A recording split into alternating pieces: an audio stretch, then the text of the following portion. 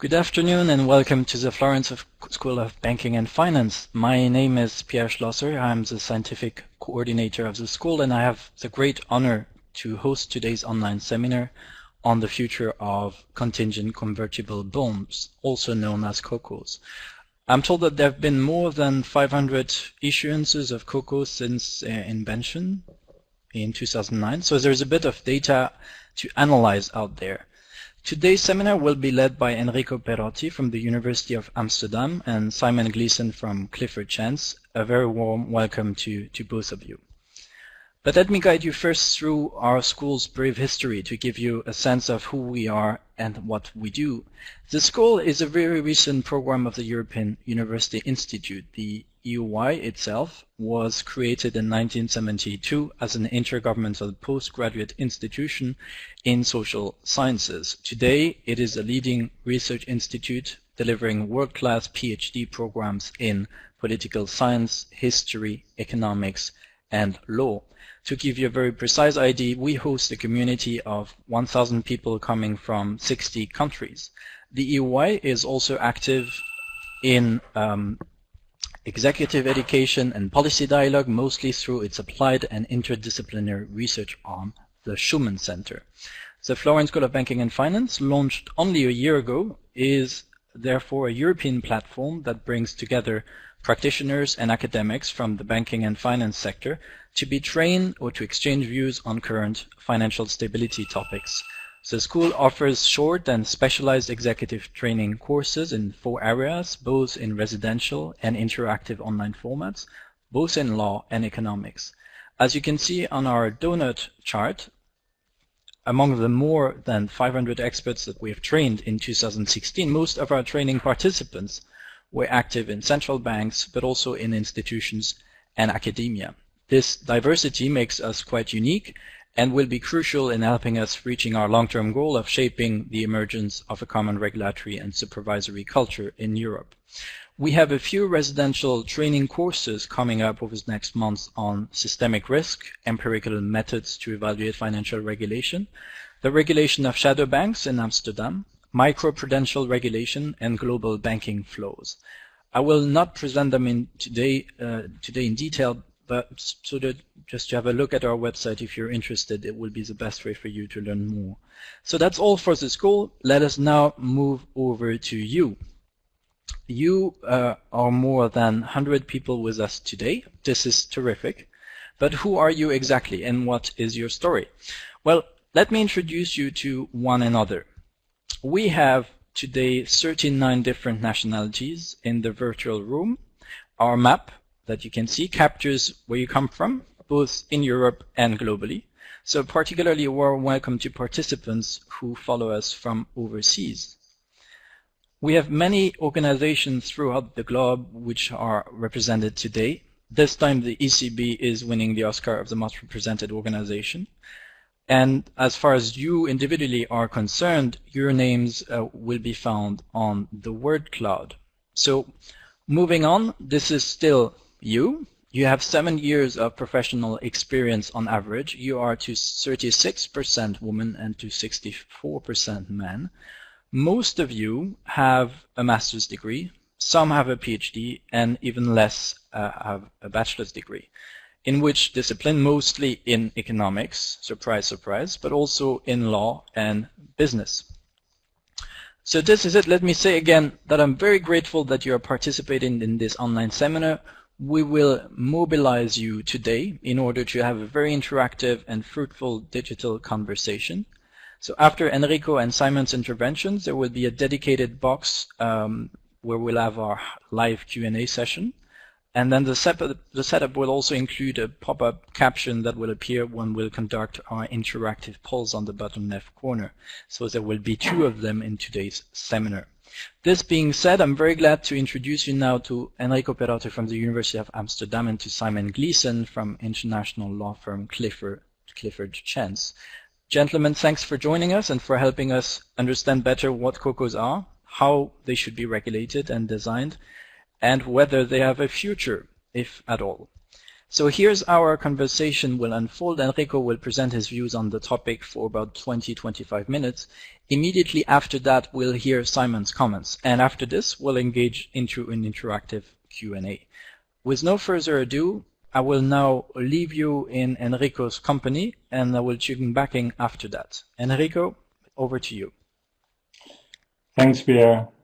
Thanks for everybody for the interest. I've been engaged in this topic for a few years. I'm going to try to take the big view of what CoCo really stand for and where they might be going, where they might not be going. So I'll say first a few obvious things. Basel III intervened because we recognize that we had lost control over the amount of risk-taking in the financial sector that was not properly absorbed by intermediaries, and that it was spilling over to the real economy, and it was costing, of course, taxpayer. Besides the need to increase buffers that was really very clear, there was also recognition that we needed to adjust a bit the way we consider the financial system, in particular, recognize the fact that we need to move preventively as opposed to sort of act once trouble became very evident. And the recognition came because essentially the risk could become self-supporting. If you let it grow at some point, it becomes so systemic that in the end public intervention is required, and at that point, of course, all the incentives to sort of control risk are lost. So there is a feeling that the financial system has an important role to do, but he has to sort of take care of absorbing the risk he deals with and for which he's rewarded. Now, there are two ways to think about how to deal with bank risk. One is the Greenspan approach. You just don't deal with asset prices or other things that are cyclical. You wait until losses hit, and then you clean up. I think that is a discredited approach. We believe now into some form of leaning against the wind. And the way in which we lean against the wind is to sort of try to move in time to prevent risk from becoming too large. At a system level, Basel III has introduced a couple of important concepts. The countercyclical buffer that operates at the system level when the perception is that the credit cycle is getting out of hand, or the risk accumulation.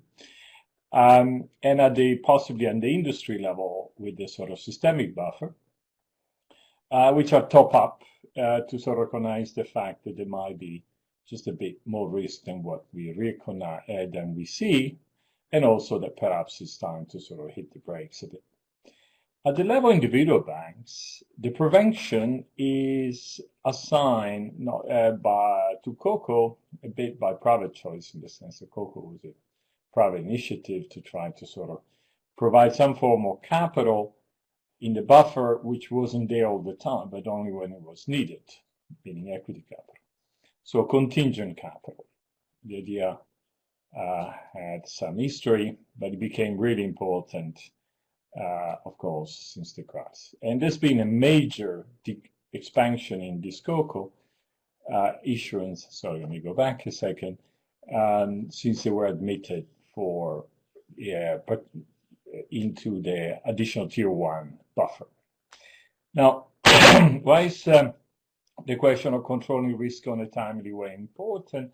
Well, if you study the problem of risk-taking when you have high leverage, you discover that essentially risk-taking incentives, which are very related to sort of the sensitivity of the value of a call option near the exercise price, are non-linear, meaning that risk-taking incentives tend to grow as you approach very high leverage and therefore default, but increase non-linearly. And there are various ways to describe this in economic terms. Here's a graph from my work Natalia Martinova. But it's just an important point to see that the timeliness of intervention is quite important. I'm assuming you'll understand the concept of reshifting, the fact that when you're close to a threshold of default, a lot of the risk you're taking is borne by creditors and the upside is yours. Now, how can you discourage reshifting in a highly leveraged bank as opposed to just wait until it blows up in your face?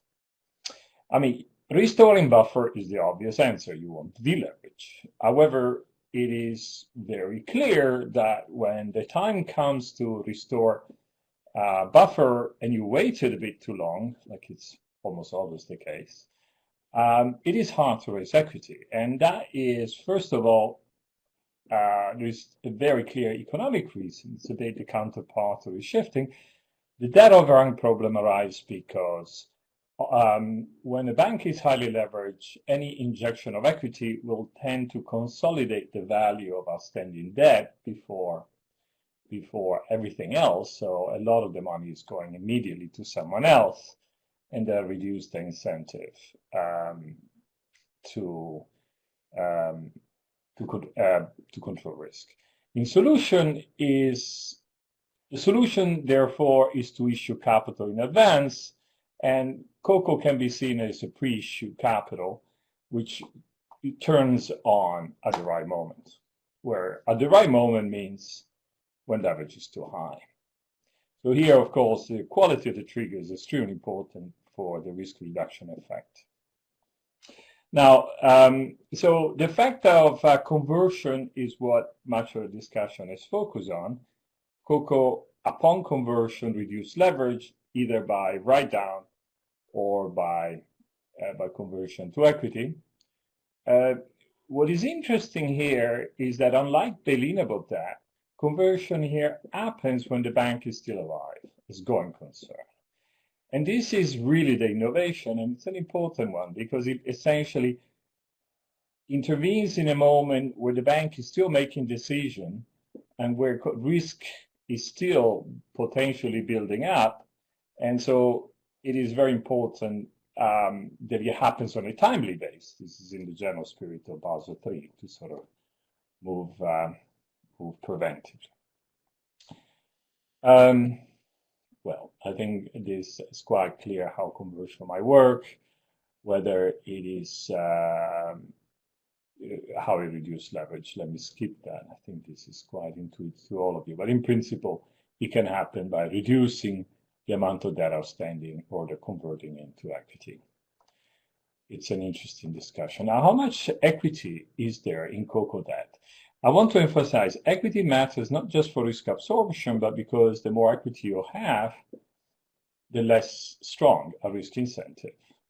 So the simplest way in which CoCo can allow to work a bit like equity is that they tolerate, in fact, they admit the fact that the coupon may not be paid when conditions are not good for the bank. That's like dividend not being paid. The going concern conversion is, of course, the major component. And here there are two issues to say briefly. One is it's clear that upon conversion, well, CoCo, of course, becomes equity or becomes less debt because it diminishes. One thing that is essentially true is that it's basically impossible upon conversion to have conversion at par, which means the conversion inevitably almost ends up producing some capital loss for CoCo holders.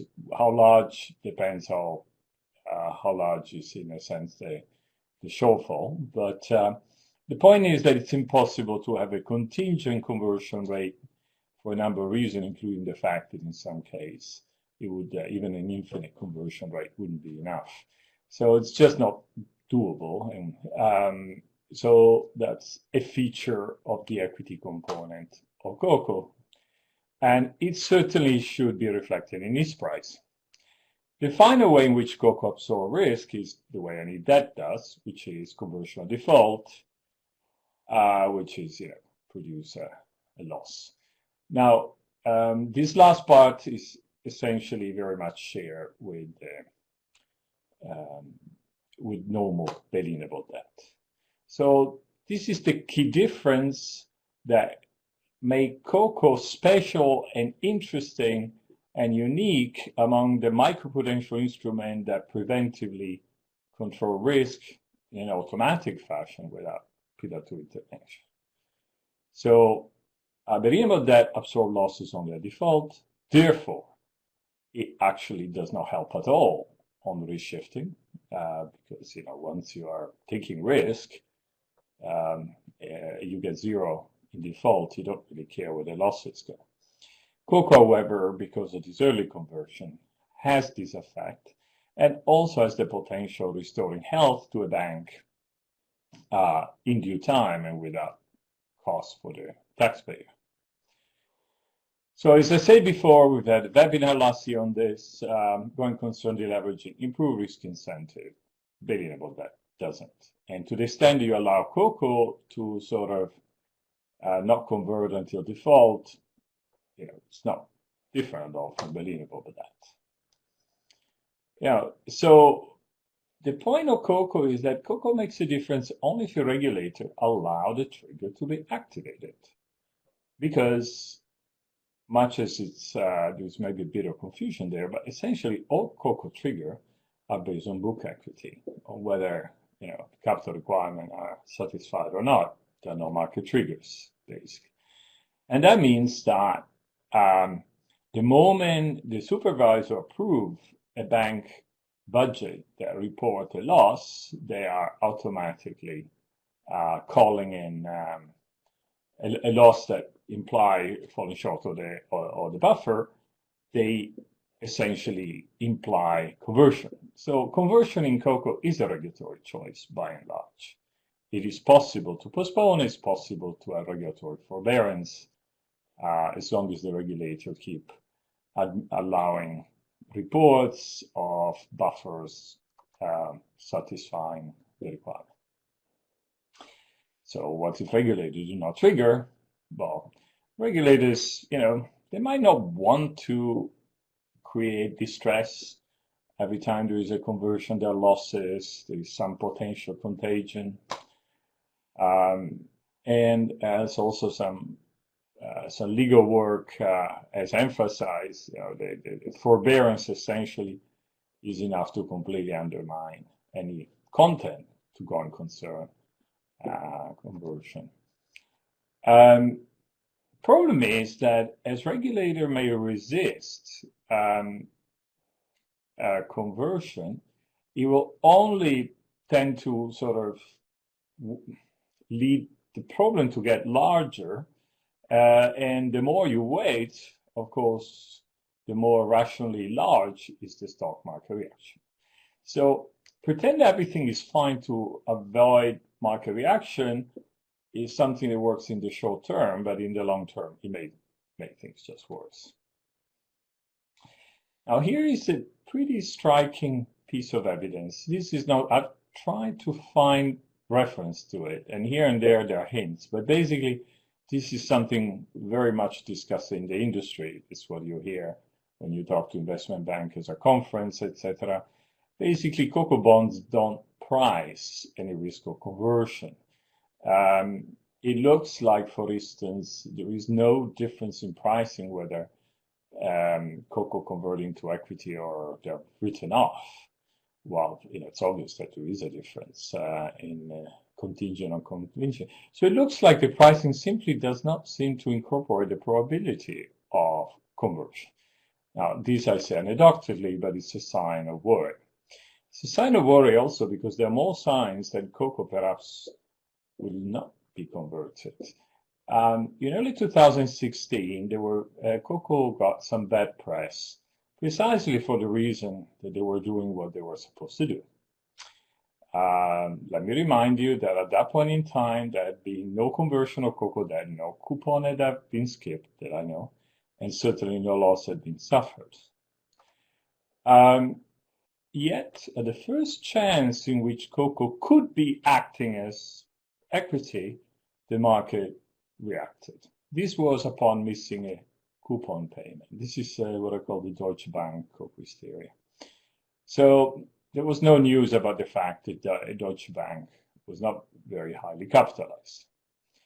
And they took a certain loss in 2016, which was widely anticipated.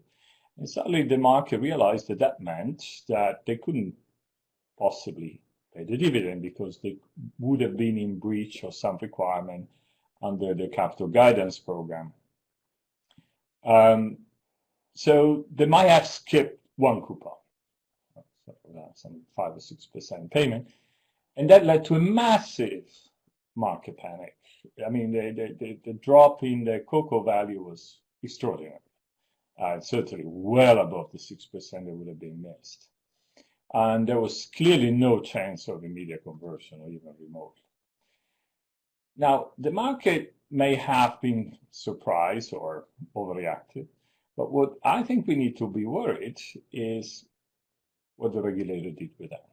Here's some interesting evidence. Well, you see the hysteria on the CoCo bond is so large that actually, even though there is panic also on the junior bond, the junior bond recovered much better than the CoCo afterwards, suggesting that there was really a sort of moment of recognition here that people faced the fact that CoCo, oh my God, they might actually have some equity component. So what did the regulator do at that point? So first we had a public intervention. So regulator decided, well, CoCo, we'd never liked them personally and they're creating instability. There was also intervention, possibly justified, to rush a refinement in the interpretation of the EU directive that regulate these issues to sort of minimize the chance of missing a coupon, essentially relaxing the condition under which a coupon may be payable. Now, don't want to go too much into that particular clarification issued by the EBA was maybe even justified, but the point remains that there was no acceptance for the fact that we issue some instrument because we want, indeed, the intermediary to bear the risk, but then we don't let them. Now, admittedly, Deutsche Bank is a big bank, and there is something impressive about that, but I think it would have been the right decision at that point to show the determination of regulator to let the market bear risk. The problem is, if we continue on this route, the risk is that we end up with another debacle, such as what we experienced with subordinated debt, which was disastrous. Now, a question for you on this event. Why do you think the market reaction on Deutsche Bank at that moment in time was so violent? And here are the choices. The implication news was so bad to make a default to be look more likely, or investors have not expected any conversion risk. So I'd like to have your sense here on this.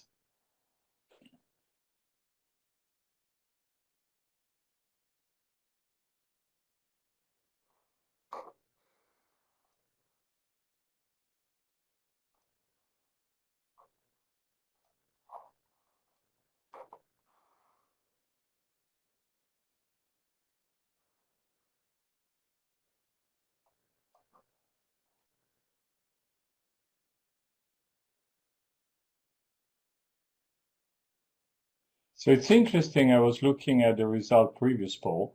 What you said earlier was that all of you thinks that CoCo should be, almost all, a very useful instrument, and 2/3 thinks that the main purpose of CoCo should target risk prevention.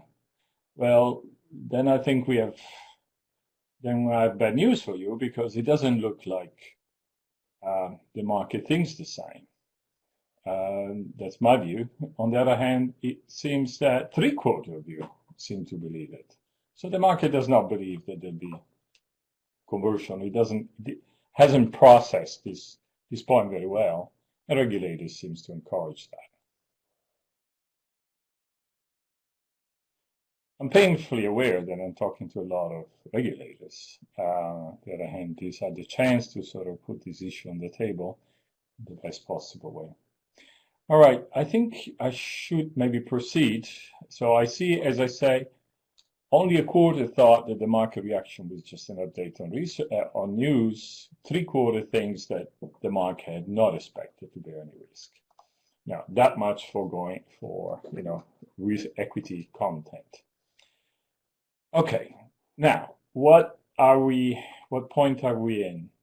We're at a point where policymakers have to take an honest stand on CoCo. We have allowed this construction to take place. It's quite complicated. It's huge volumes.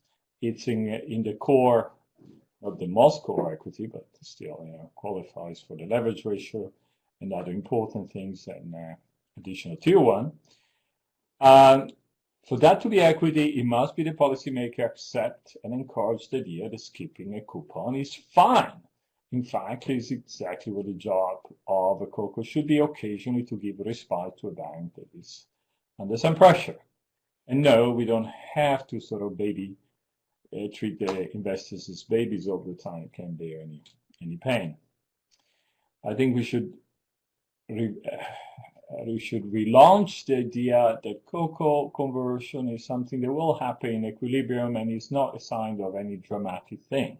We don't need to wait until problems are so large that everything goes in default to recognize losses. We can have risk absorption in advance, because actually it does support more caution on the part of banks. Conversion and skipping a dividend should be demystified. It should be actually actively taken to be some, just what happens in life. Otherwise, CoCo bonds are useless. It's just complicated. It's another construction, just as the one we had before under Basel II, for sort of capital avoidance. Just a complicated Berlinable debt is very beneficial to lawyers and basically no one else.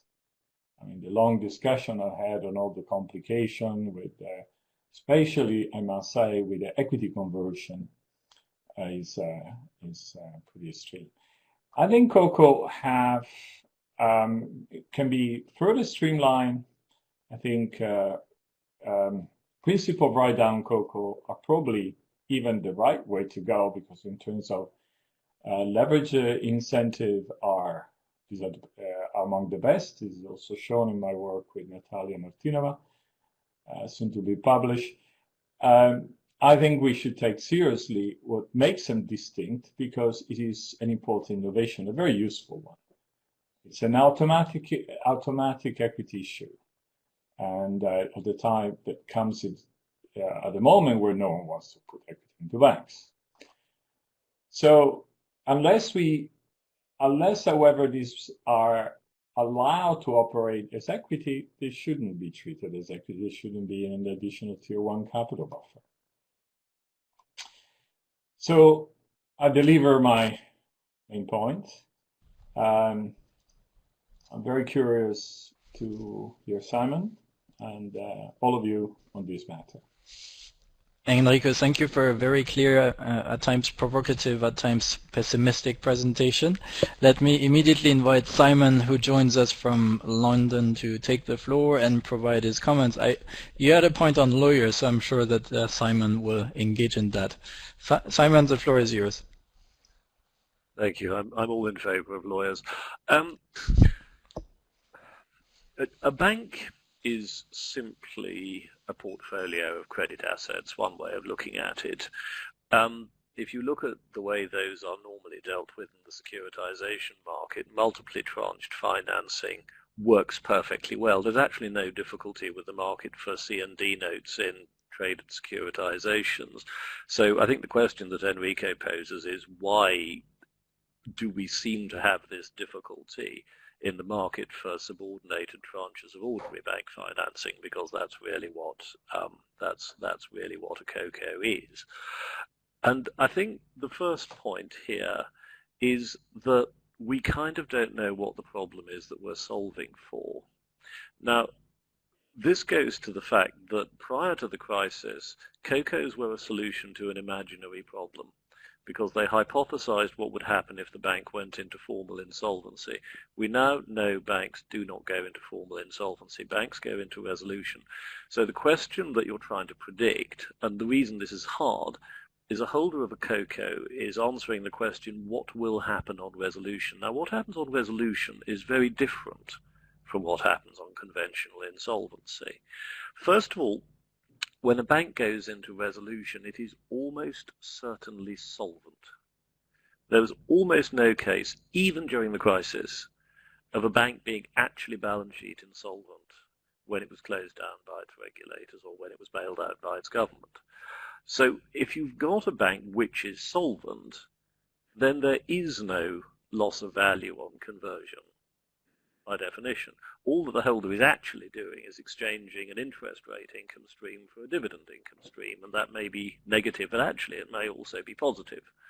Secondly, within resolution, the hierarchy is intended to reflect the bankruptcy hierarchy, so that losses are fully imposed on one stage before they go to the next. So, of course, if losses are fully imposed on equity holders, and then CoCos are converted, then notionally the CoCo holder is in exactly the same position in value terms as he was before he was converted.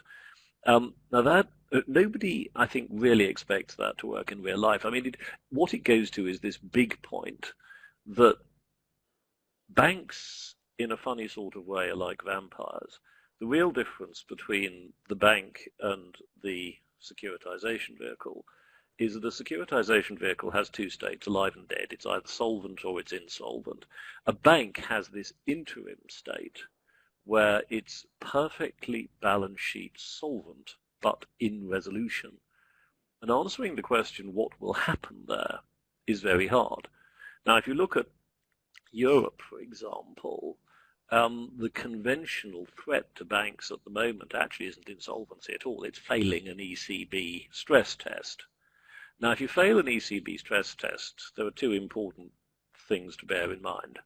One of them is that converting CoCos into Tier 1 increases your total capital by 0. All you're doing is moving change from one pocket to another.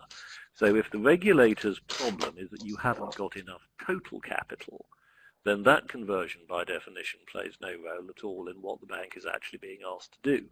The second big point is that if your problem is that your regulator thinks you will incur losses, CoCos in Tier 2 are useless to bear losses. The only thing that bears loss is capital. But from an investor's point of view, there is all the difference in the world between expecting a loss to be actually incurred by your investee company and the regulator of that investee company saying, you know, we're satisfied you've got enough capital for almost everything, but we just like a little bit more. And for an investor, just trying to work out what the economic consequence of that is very hard. So I think an awful lot of the mess that we have seen in the market for certain CoCos, and I entirely accept that what the Deutsche Bank episode demonstrated was a huge amount of uncertainty and probably a small amount of panic. But the problem is that if we were in the old world and we had a hypothetical insolvency, we could actually work out to a fairly high degree of exactness what the potential consequences are in various scenarios, all subject to the overriding condition it was never going to happen in the first place. In the new world, we're much more convinced that resolution will happen, but we have much less idea what will happen in the resolution and how the individual holders of individual instruments will be dealt with, apart from the fact that we have a fairly good idea that people will be hit in order of seniority.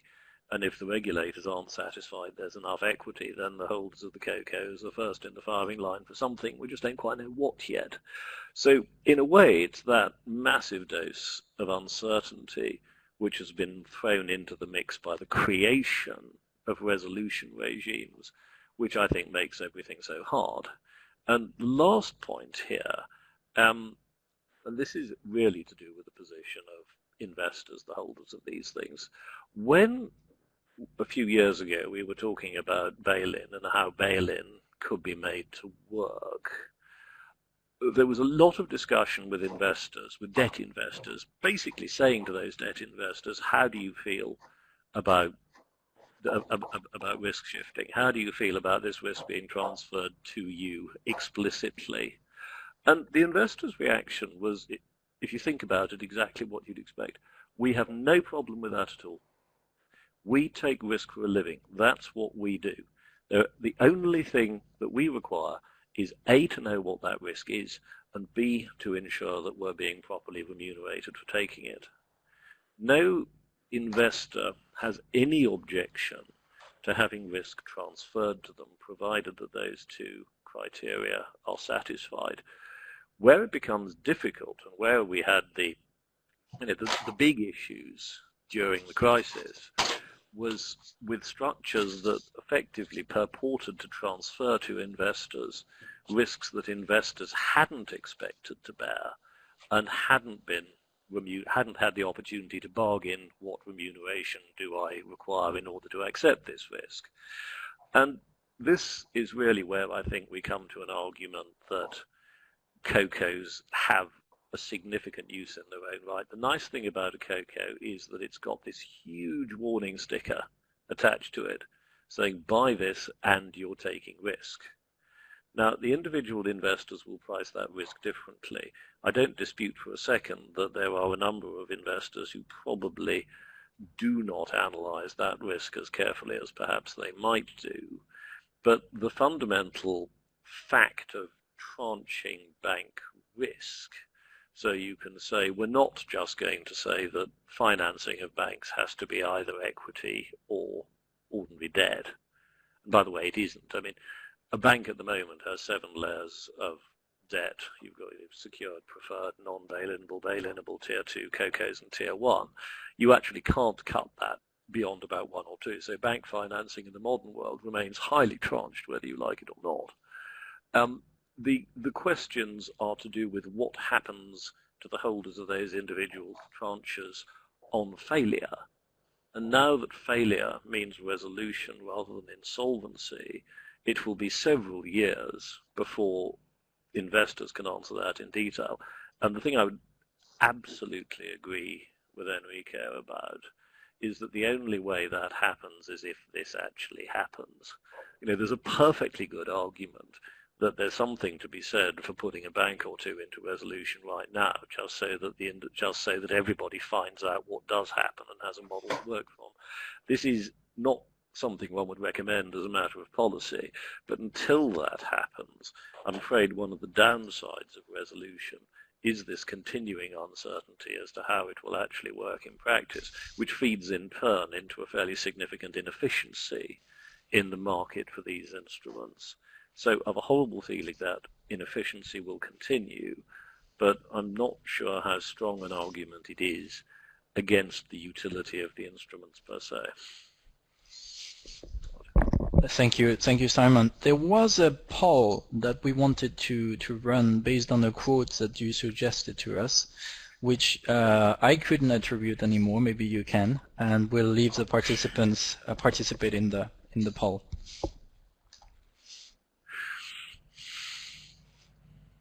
So feel free to comment once the results are a bit stable. Oops.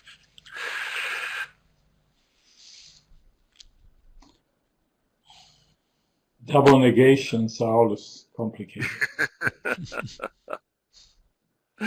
Now this is interesting. So do you agree that CoCos shouldn't be capital at all? And interestingly, I think there seems to be, well, we could reasonably say that there's a majority who believe that CoCos should be capital, but it is fascinating that we are as high as 30%, with the view that these things simply shouldn't be capital in the first place. And this, of course, is the Thomas Hernig, Anna Tomati argument that the only thing that really absorbs debt on a going concern basis is equity. Therefore, the only thing that's really capital is equity. And their argument is that it's not even worth the effort to try and create tranched financing within bank balance sheet, and that if it's not equity, not only is it not doing its job, but they argue it cannot be made to do its job and should therefore just be abandoned as a flawed policy, as a flawed policy concept. So, if I could comment Please. briefly, I find a very much a confirmation of what I was thinking. What Simon says that, I mean, Simon does not even seem to contemplate the possibility of CoCo convert outside of resolution. This is actually pretty, I mean, I think your entire discussion is about the fact that it's just that's the only time where they might possibly be converted. And you might be right. I think, in fact, you're probably right. But if it's true, that's really terrible news. Because then, this is not, CoCo were not created to just be another tranche.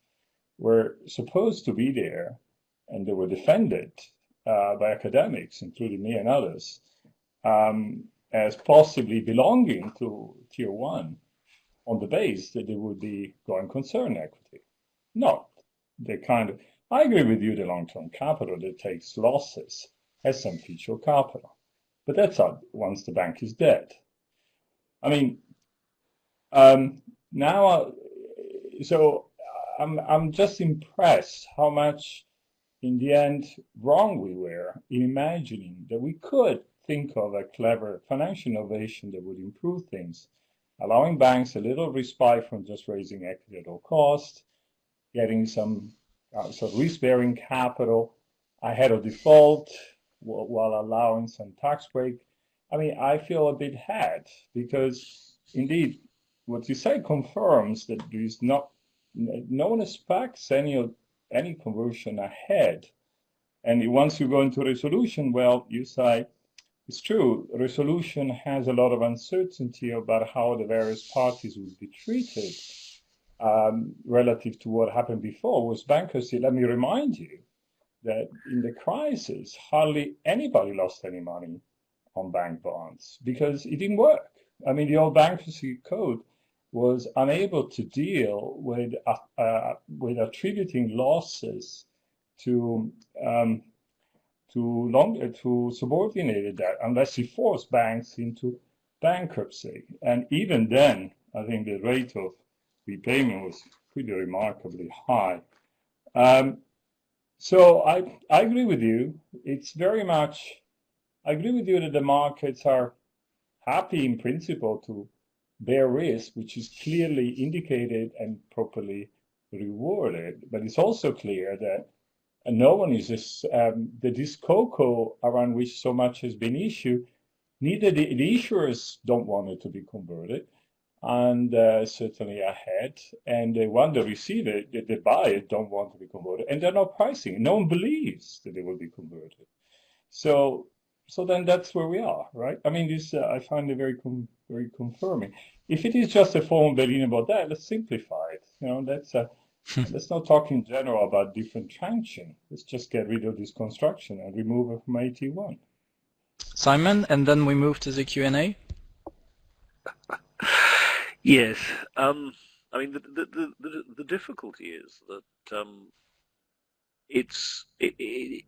in order for these things to work, one of two things has to happen. One of them is that there have to be actual proved examples. And actually, I entirely take and I rather agree with the point about in the absence of at least some conversions outside resolution, people won't believe that's going to happen. But the other is that, you know, is there any way that the authorities, for example, could impose different structures, different requirements on CoCos in order to move them closer to the, to doing the job that Enrico describes? And of course, the problem there is that there isn't anywhere really a high trigger CoCo where the trigger is sufficiently high that you can't imagine the bank being placed into resolution before it got there, because that's the point of resolution. Resolution is not. What about keeping a coupon? Let's not forget the conversion. Just keeping a coupon. Yeah. Hey, it's not the end of the world. Mm-hmm.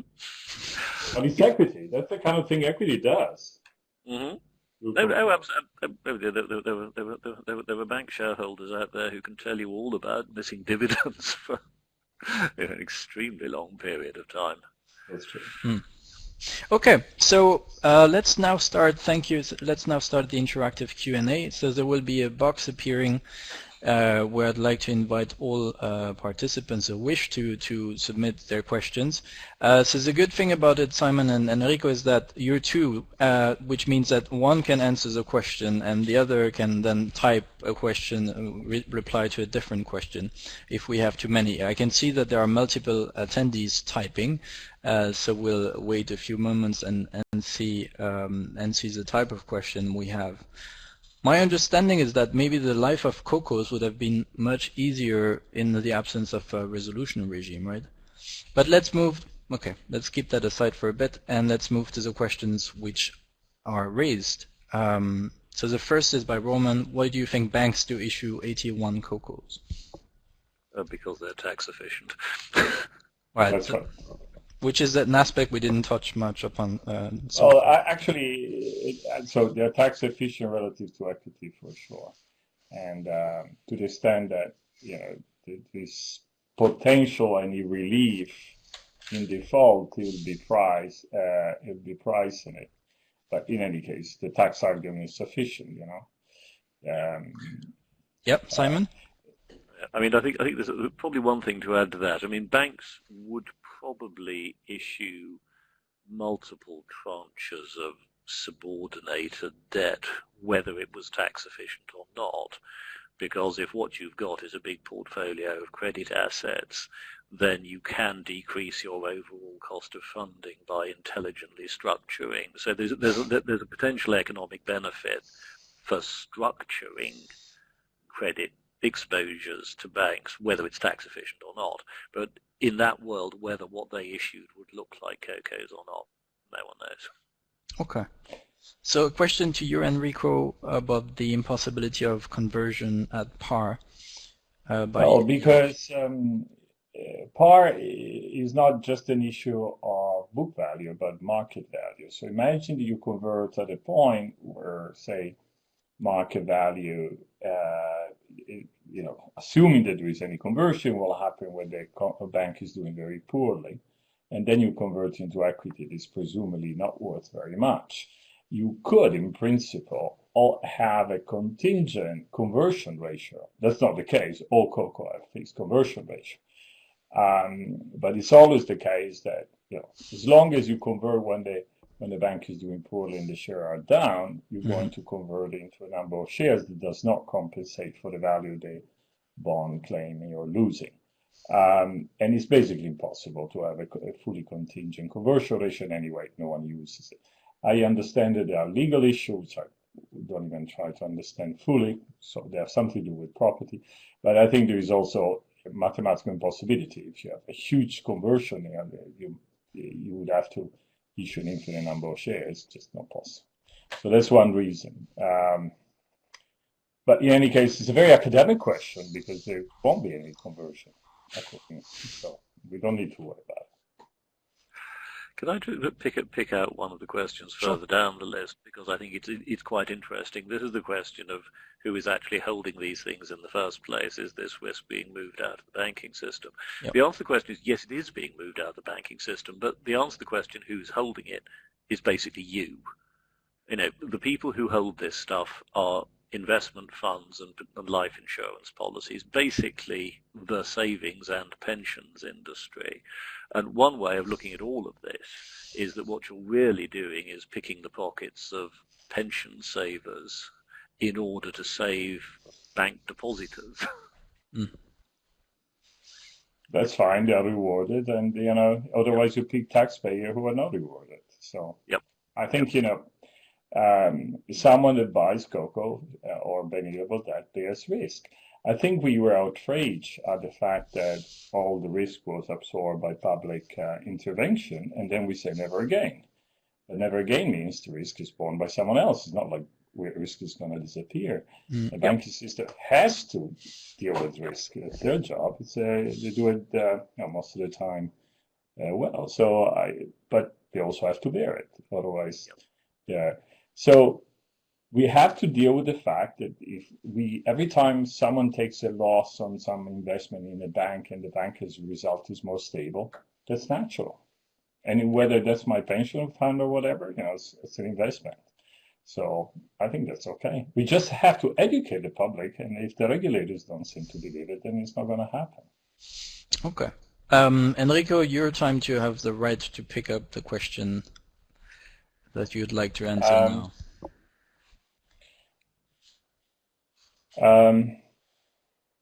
Well, about the Swiss view about high and low level trigger for CoCo, I talked a lot to the Swiss National Bank board members, and came at Amsterdam to present their plan early on. There's been quite a bit of interaction.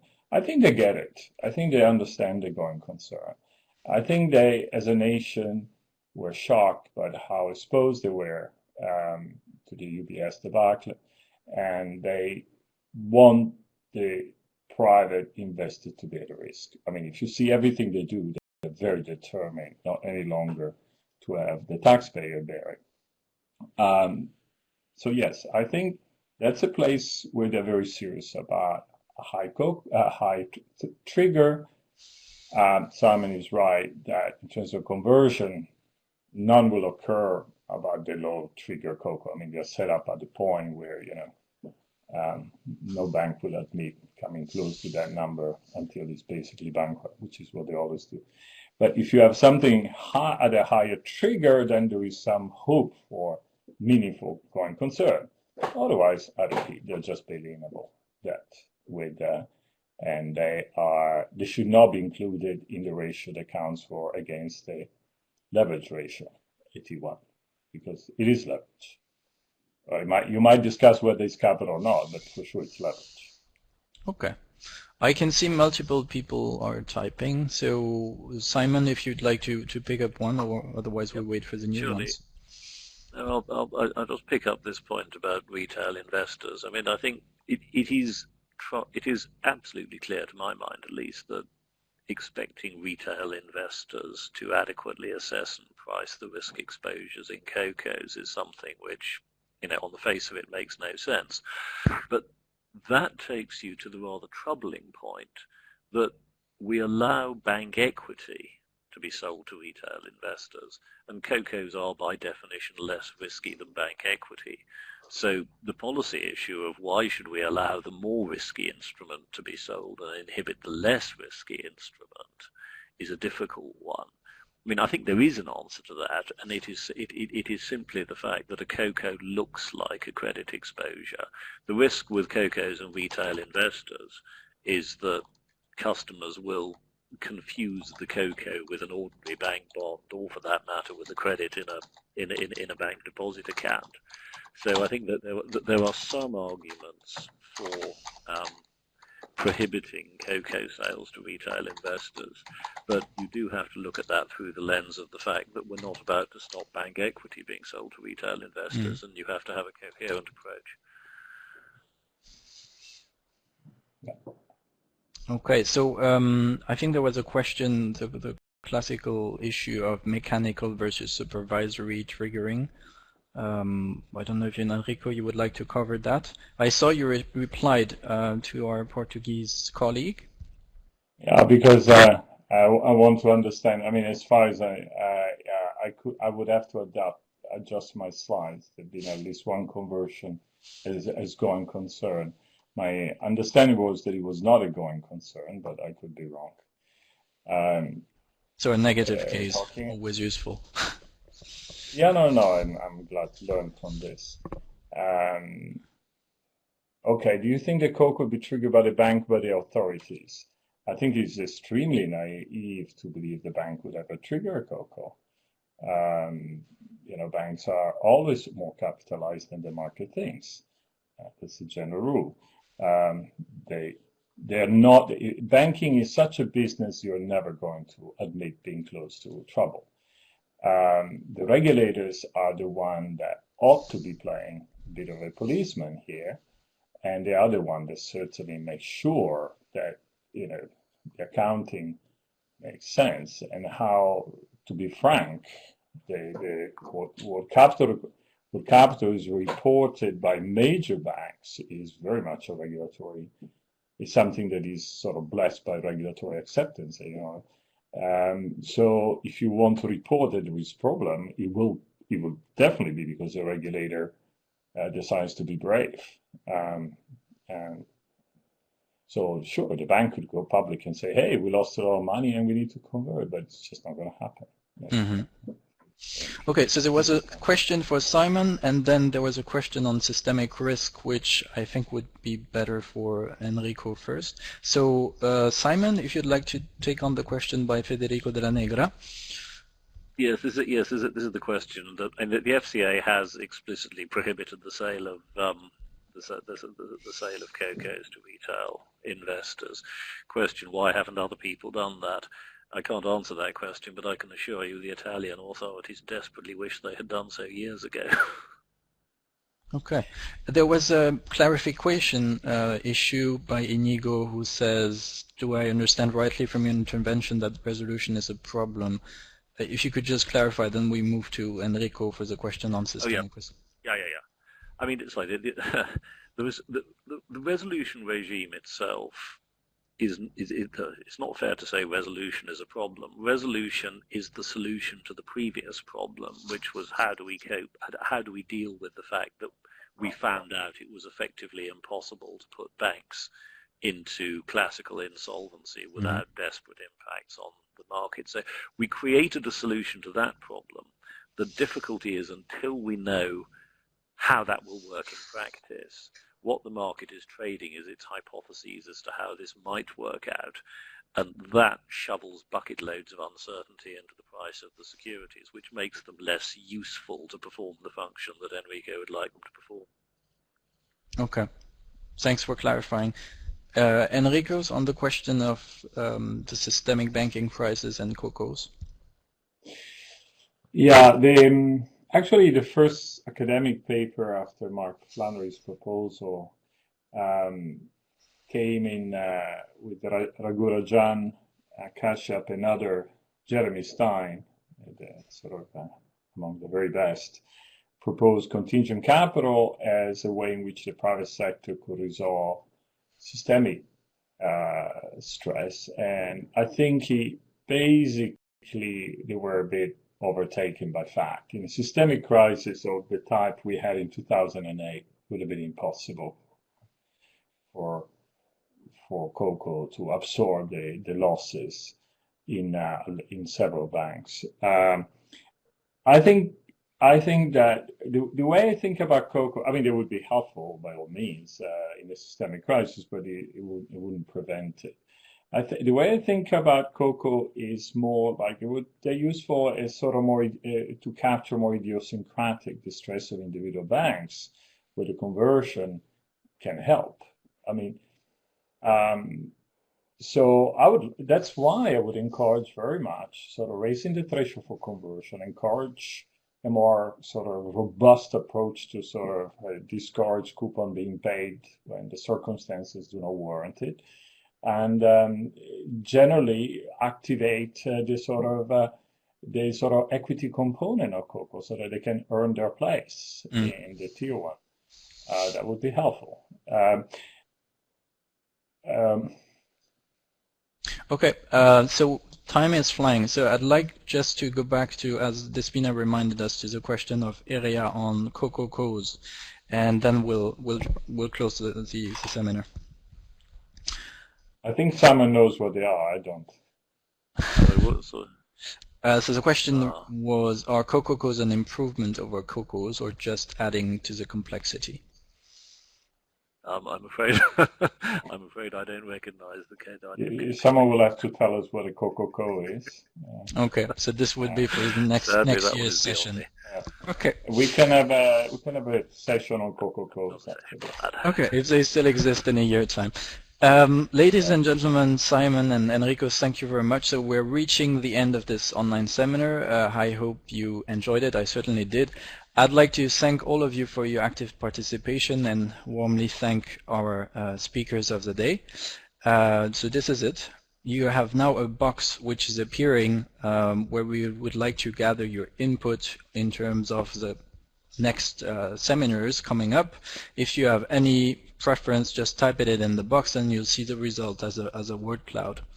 For the rest, thank you again, and all the best. Bye. Thank you. Thank you. Bye, Simon.